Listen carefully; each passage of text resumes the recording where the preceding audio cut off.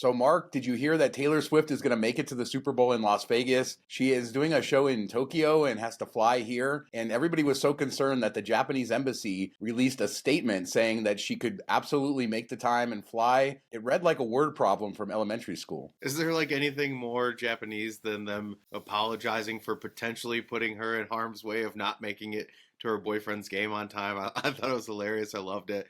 And it's just so much the culture of, hey, don't worry, guys. She's going to make it. It's going to be okay. Yeah, there was crazy rumors. I don't know if it was confirmed how much she paid. I know somebody said $1.5 million for a suite at Allegiant Stadium, and she struggled to get her private jet parking, but got that all secured. You couldn't have a Super Bowl in 2024 without Taylor Swift. I mean, is anybody watching for the actual game now? I feel like everybody's, daughters are making them watch the game for Taylor Swift at this point.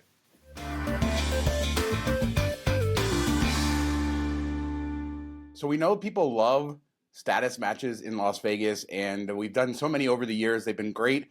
Caesars is coming back with their Diamond status match. Unfortunately, it's a non-starter for most people because it is only for new members. Wah, wah, wah. But they're doing it. There's a new sort of aspect to it. They tell you how many tier credits you can earn through the rest of the year to get it extended through 2026. So they're getting a little bit more advanced with this tier matching. I noticed somebody on Twitter, I forget who it was, said they got the email for their Caesars rewards member number, and we're like, hey, status match is now live, but not for current members. But why are you emailing that to current members? Maybe because they know somebody that has it or doesn't have Caesar status yet. But I'd still give it a try, especially early on. Sometimes weird things happen and they punch some keys and you can still get it through. But it is cool that they show breakdown of like, hey, if you sign up in March, you need to make this many tier credits. And, it goes each month and kind of breaks it down for you. I like the way they set that up. Diamond status just isn't quite what it used to be, but it still gets you a lot of nice perks in Vegas, at least. Especially with everybody losing their gold status with MGM, Diamond status gets you waived resort fees. As a reminder, with the Wyndham Business Earner Card,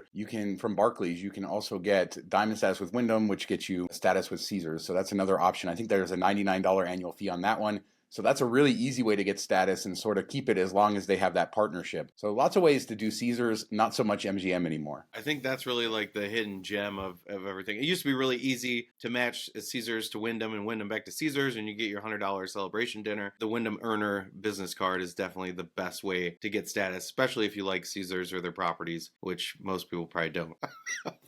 And the Founders Card also gives you status for those Founders Card members like me out there. So let's talk Forum Shops. I don't know if you've been to the Forum Shops lately. That part that's right on the strip, the last extension of the Forum Shops, the one with those cool spiral escalators. One of the big sort of frustrations the last few years is Caesars blocked off the walkway to get you back into the casino, so you had to walk around all of the shops, and it was a big pain in the butt. I was there last week with a friend, and we had to do it, but according to Vital Vegas, they just took down the barrier, meaning it's much easier for people to get into Caesars Palace from those Forum Shops, but also nobody's going to walk by any of the shops anymore. It was a shady little thing. It was kind of annoying. Just like put up a wall then. Don't make it so people can see that they should easily be able to get through and can't. Like just block it all the way off. Hopefully, the shops that were effective, they work that into their rent or something. I'm sure it's going to be a bit different. But still, if those people are trying to go out to the strip or whatever, I doubt they're going to be like, oh, you know what? I saw that over there. Let's go buy a purse. So I don't know that it really changes a ton, but they'll definitely see less people walking by their window and not buying stuff. Yeah, it's hugely more convenient. Glad many people complained because it sort of stunk. We got to get into some Super Bowl stuff, and specifically we're getting looks at the shows that they're bringing to Caesars Palace and Strat. So we didn't hear about this, but Strat has added a new projection mapping show. And projection mapping hasn't been used a lot in Las Vegas, but it's not a new technology. They use it at theme parks all over the place. And let's start with this. The Strat looks incredible with this projection map. Yeah, it looks really cool. I mean, the only thing I'll say is everybody's bringing out all these lights and shows and stuff. And I know part of it's F1, part of it's Super Bowl, but a lot of it has to do with the Sphere. And it just shows how much of a copycat Vegas can be at times. When somebody does something that everybody likes and it's cool, they're like, hey, let's jump on this. Like they could have done this for decades now and they didn't want to spend any of the time or money. It looks cool. It kind of looks like a lava lamp, which I appreciate. And that's kind of a cool feature. And it could have been something that made the Strat stand out for a long time. You could see it from the Strip. You could see it from Fremont. All that stuff. I don't know why they haven't done it sooner, but I'm glad they got it now. Yeah, you can see it from everywhere in the city, basically. It's sort of the thing that you can use to guide yourself around if you don't know your directions. And I agree with you. This is a great idea. I hope they keep it past the Super Bowl. I hope this isn't just temporary.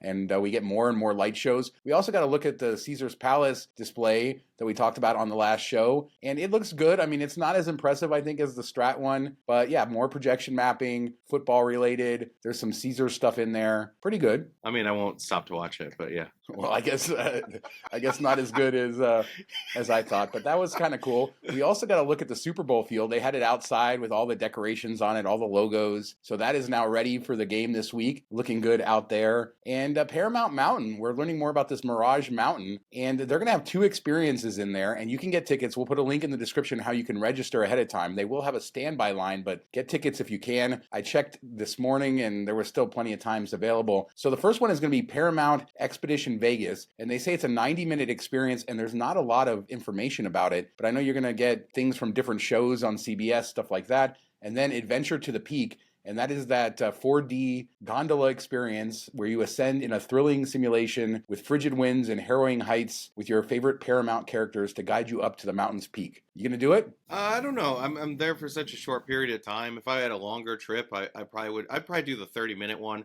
I don't know, 90 minutes just seems like a lot, and that takes up a bit of your day. It's like going to a show. So I don't know if it's for me. I know that you probably want to do the simulator because it's kind of like a ride. So are you going to do the 30-minute one? I do have tickets for later in this week to hopefully take my daughter. And when you're doing the tickets, you're able to select both experiences. So I'll kind of play it by ear, but start with the 30-minute one. I don't know what this 90-minute experience could be, but that does seem like a long time and a big commitment of time. But yeah, looking forward to the simulator. Grab your tickets because I'm sure the standby lines over the weekend are going to be nuts. It's only running for 4 days total, Thursday through Sunday. Thursday, Friday, 11 to 6. Saturday and Sunday, 11 to 3 on Saturday, 11 to 2 on Sunday. Very, very, very limited hours. This is going to be one you want to see, Mark, because you're never going to get to see it again. Now that you lay that out there, it seems crazy that they're putting all this time and effort and money into something that, is maybe what's that add up to, like 16 hours total. Maybe I'll sign up for Saturday morning, and then you're going before that so you can tell me if it's worth it or not, and I can cancel the tickets or give them to somebody if you are like, you know what, it was okay. Yeah, we'll let everybody know, but it's good. It must be a lot of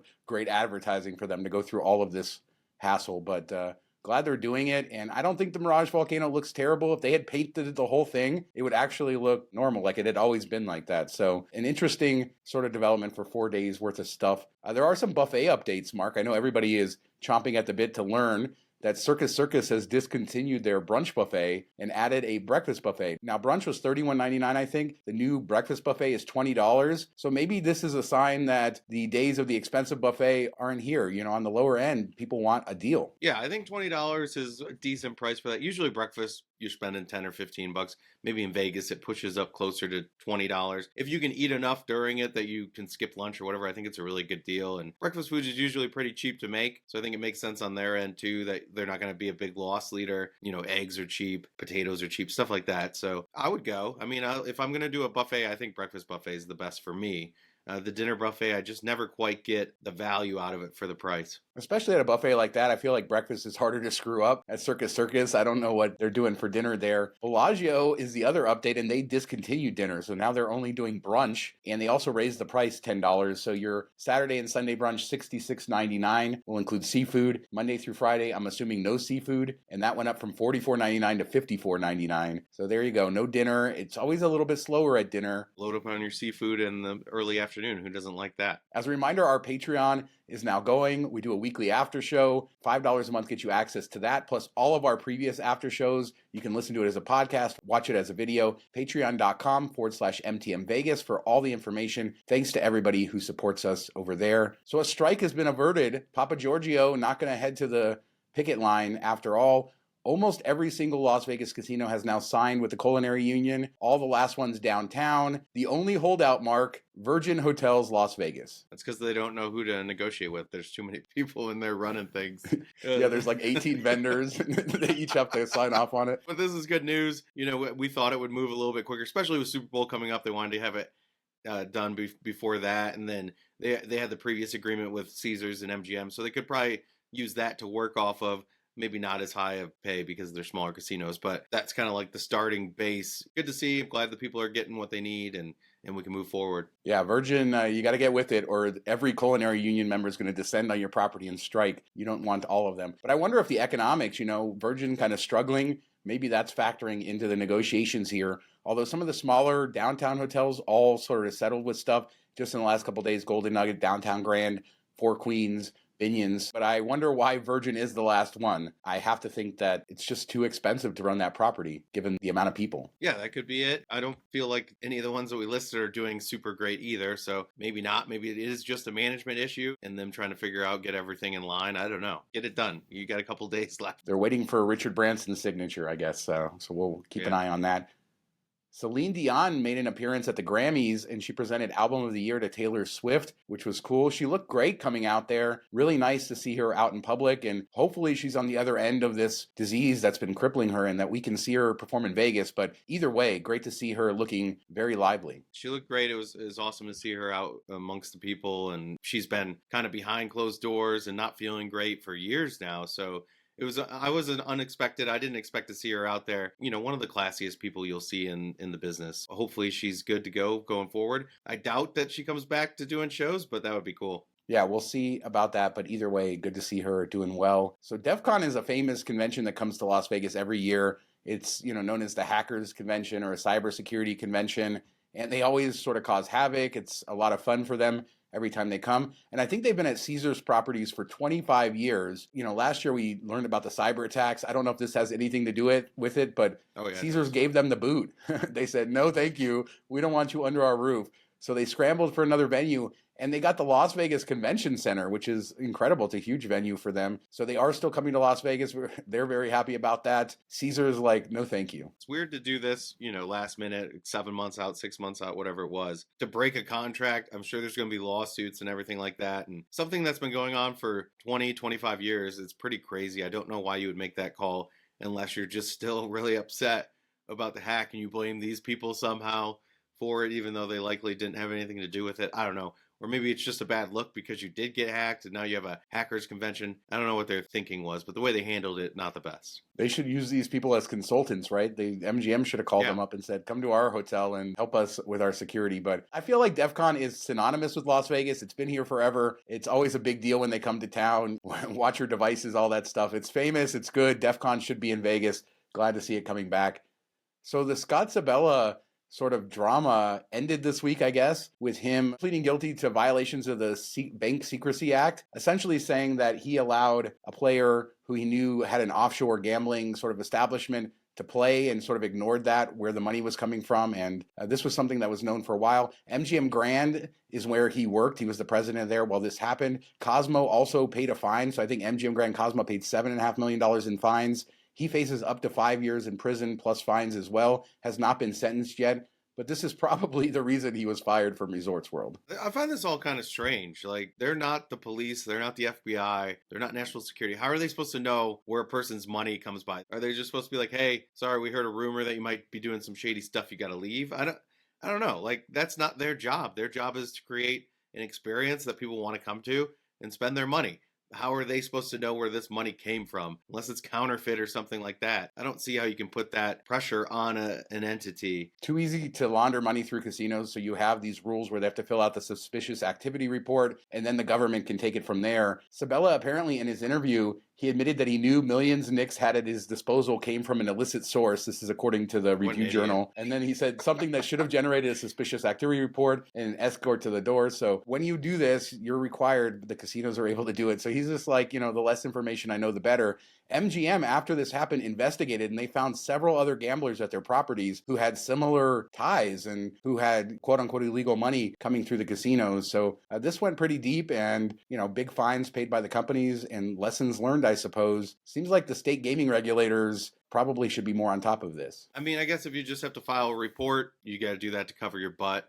But I still think, like, how are you supposed to know unless it's a very blatant or person that's well known in this thing? Like, if I run some side gambling thing and I come into your casino, are you supposed to know that somehow? Are you supposed to scrub my social media? Like, where does this stop? I guess if it's big enough, you need to take care of it. But I'm sure there's tons of illegal money coming into casinos that they do nothing about and nobody cares. I don't know if it's millions of dollars, Mark. I think it's okay to do some due diligence to find out where it's coming from. All right, you got me. That's the thing. It's not a big deal. It's pretty clear they turned their head, right? He pleaded guilty. Like, he admitted that he did this. And, there's probably a lot of other executives executives and other people who knew about this or at different levels of management, they're not falling. So he's really taking all the blame. You know, he was the boss, and I guess he deserves it. And he's certainly paid a huge price, right? Obviously got fired from Resorts World, and, you know, his name is stained here, and he faces up to 5 years in prison. So he will serve his time for what he did. Money laundering, don't turn your head, I guess, is the moral of the story. Report everything and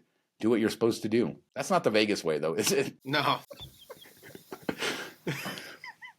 So let's finish with the Sphere earnings. They released their earnings for their fiscal second quarter, and it's pretty good. It's like mixed, right? They're showing a big loss, but that's because they had to take a $111 million write-down for canceling the Sphere in London and other depreciation and stuff. But there are some interesting numbers in here that we were able to get. So revenues related to the Sphere experience, that's the movie, basically $92.9 million across 191 performances. They said they're averaging about $1 million a day for the movie there, which is sort of crazy, and $17.5 million in advertising fees for all the displays on the outside. That includes for F1 and everything, but they are generating pretty substantial money from both the movie and the advertising.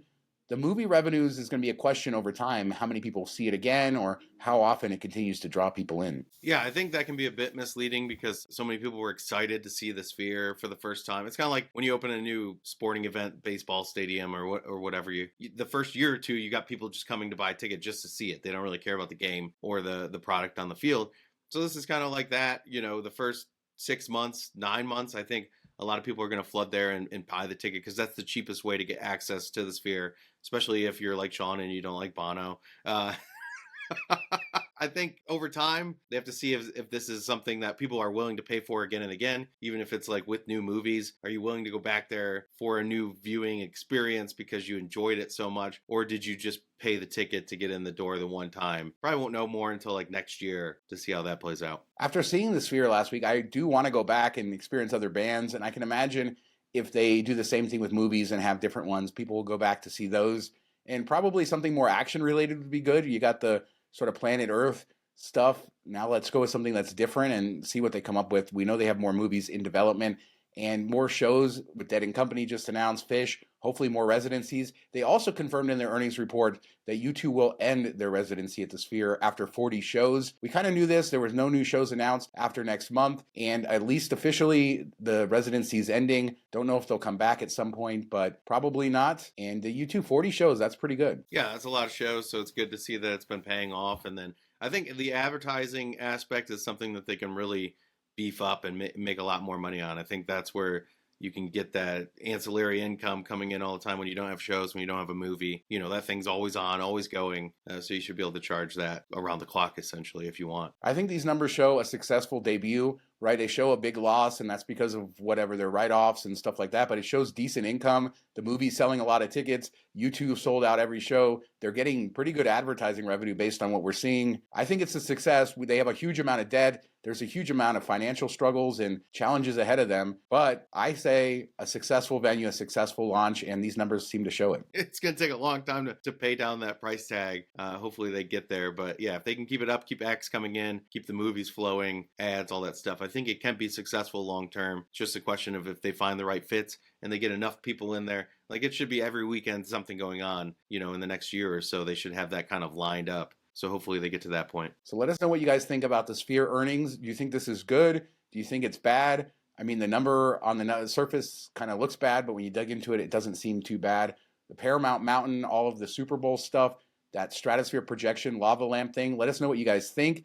Hit us up in the comments. We do 2 shows a week, Tuesdays and Fridays. We'll be back in a couple days with another show. Thanks so much for watching. Talk to you next time. Have a good week, everybody.